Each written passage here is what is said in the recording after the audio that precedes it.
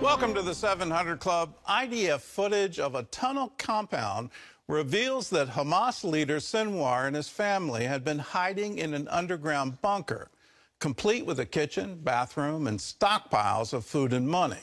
Well, more revelations have come to light about the ongoing brutality inflicted on the hostages by Hamas. And so far, the negotiations in Egypt to free the captives have failed. Chris Mitchell reports. U.S. Secretary of State Antony Blinken says the U.S. is working intensely with Egypt and Qatar on a deal to release the remaining hostages and has met with their families. The agony that they face, simply not knowing the fate of their loved ones, is beyond our imaginations. Film producer Sheryl Sandberg released a clip of 17-year-old former hostage Agam Goldstein-Almog, who described how a Hamas terrorist sexually assaulted another hostage at gunpoint. Tuesday, the IDF released video of a tunnel compound showing Hamas leader Yahya Sinwar and his family a few days after the October 7th attack. The IDF also released video of a tunnel compound where they said Sinwar was recently hiding. The compound including a bathroom, kitchen, and stockpiles of food and money.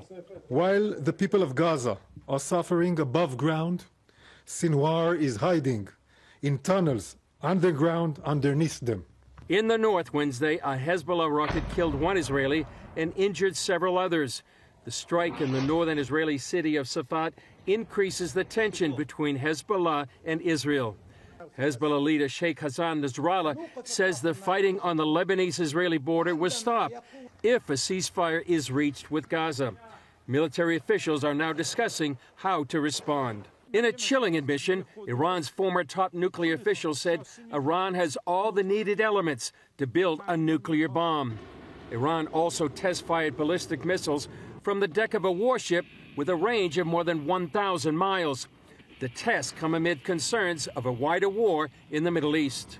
In the U.S., a new study conducted just after the Israel-Hamas war shows nearly two-thirds of American Jews feel less secure than they did a year ago.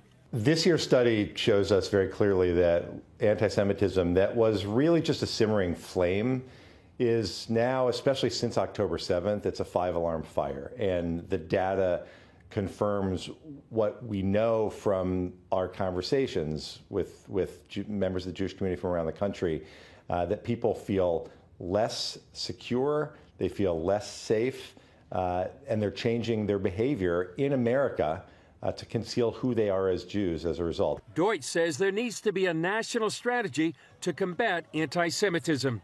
Chris Mitchell, CBN News, Jerusalem. Well, we need to join with that strategy and join with Israel and stand with Israel. If you care about the people in Gaza, please keep in mind Hamas is the problem. If Hamas would unconditionally surrender, if they would lay down their arms, if they would stop firing rockets, if they would say we have no intention ever again of repeating October 7th, we will release all of the hostages. If they will do that, well, then this war ends today. But they refuse. All the pressure should be put on Hamas and anyone who is supporting Hamas. So the funding is cut off, their support is cut off. All of this is ended so that we can have peace once again. Well, in other news, the Republican-led House delivered an historic rebuke to a sitting cabinet member. John Jessup has more on that story from our CBN News Bureau in Washington. John? That's right, Gordon. By the slimmest of margins, the House voted to impeach Homeland Security Secretary Alejandro Mayorkas over his handling of the southern border. President Joe Biden had harsh words for the decision. CBN's Mark Martin has the story. After failing last week, the House succeeded Tuesday night in its second attempt to impeach Homeland Security Secretary Alejandro Mayorkas. It was an ultra-tight vote. On this vote, the yeas are 214 and the nays are 213. The resolution is adopted. House Speaker Mike Johnson announced the results, the first impeachment of a sitting cabinet member in 150 years. The Republican-led House accuses Mayorkas of refusing to enforce immigration laws, holding him accountable for Biden administration policies, allowing millions of illegal crossings since President Biden took office. We did exactly what we should be doing. Now it's up to the Senate to do their job. Democrats call the impeachment a political stunt. They, along with some Republicans, say this is a policy disagreement and there's no evidence of high crimes and misdemeanors. In a statement, President Biden said history will not look kindly on House Republicans for their blatant act of unconstitutional partisanship. On NBC's Meet the Press, Mayorkas emphasized the role of Congress. There is no question that we have a challenge, a crisis at the border, and there is no question that Congress needs to fix it, and we're doing everything we can within that broken system, short of legislation, to address what is not just a challenge for the United States, but one throughout our region. Last week, Senate Republicans backed off of a bipartisan border deal they helped put together. A number of Republicans say that bill did not go far enough, and former President Donald Trump called on them not to support it. The House has made border security the highest priority, tying foreign aid to immigration and border protection reform. National security begins with border security. We have said that all along. Johnson says a Senate foreign aid bill providing $95 billion for Ukraine, Israel, and Taiwan will not pass the House. President Biden urged the GOP to reconsider. House Republicans, you got to decide. Are you going to stand up for freedom? Or are you going to side with terror and tyranny? You're going to stand with Ukraine? You're going to stand with Putin? The Senate is expected to receive the articles of impeachment from the House later this month. A two-thirds vote is needed there to remove Mayorkas, but it's highly unlikely the measure will be taken up in the democratically controlled Senate. Mark Martin, CBN News. All right, thank you, Mark. Well, the balance of power in the United States House of Representatives is shifting. The narrow Republican majority just got thinner. In a special election Tuesday, New York Democrat Tom Suozzi won the seat formerly held by Republican George Santos. Santos was expelled from Congress after being indicted. When Suozzi takes office, Republicans will hold a 6-seat majority in the Senate. That means they can only lose 2 votes to pass any partisan legislation. Well, turning now to the economy and stubborn inflation. The latest government numbers show inflation is still climbing, although not as fast as the last few years. The Consumer Price Index rose at 3.1% for the past year, a higher jump than anticipated, which likely means no cuts yet in high interest rates as the Fed hopes to bring down inflation to a 2% target before taking action. Food prices are still rising and are up more than 25% since 2020, leaving consumers struggling with the historically high cost of putting dinner on the table. CBN's Lori Johnson shows us there are a few ways to save. Today's average U.S. family with kids spends at least $1,300 a month at the grocery store, a sharp increase over the last few years.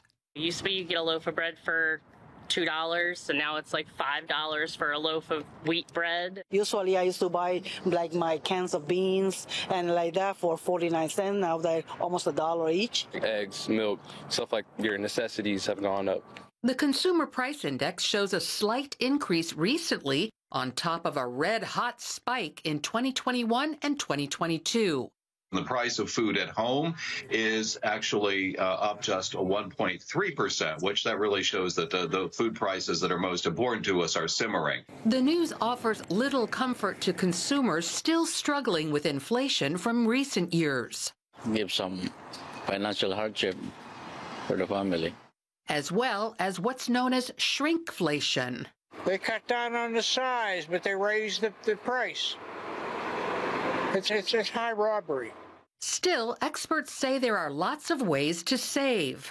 Believe it or not, a lot of us can save hundreds of dollars by eating the food we already bought. A lot of us don't realize how much we have in the pantry, refrigerator, and freezer.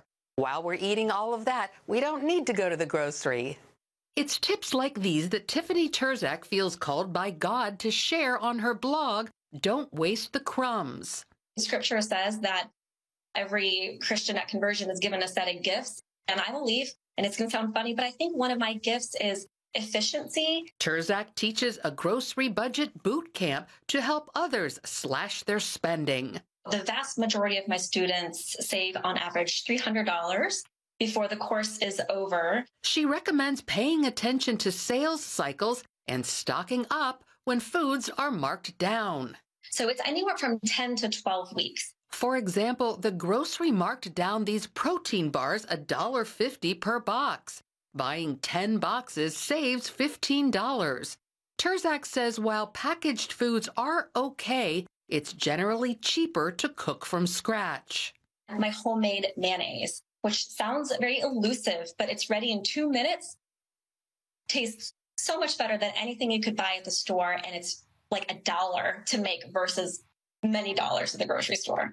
It's also usually less expensive to avoid single-serving foods and instead buy in bulk, then separate yourself. And Terzak teaches her students to comparison shop for specific items at different grocery stores and stick to buying only food at the grocery store. 9 times out of 10, you're going to find a better deal on typical household items related to the kitchen, but that are not food, somewhere else other than the grocery store. So while food prices may continue to climb, shoppers can find ways to minimize the pain and keep their budgets in line. Lori Johnson, CBN News. Thanks, Lori, for the helpful savings ideas. Gordon? We need them. Last time I went grocery shopping, just this past weekend, it was sticker shock. I was like, you've got to be kidding me. It added up to that number. I remember years ago, my father going to the grocery store. He didn't go as often as I do. But he went and he saw the price of apples, and he was used to, he grew up in the Shenandoah Valley, so they had lots of apples. They were remarkably cheap. And he saw the price and he said, you got to be kidding. So the next day he went out and bought some apple trees.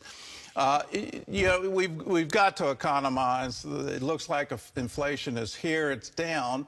It's in the 3 to 3.5%, but it's still there.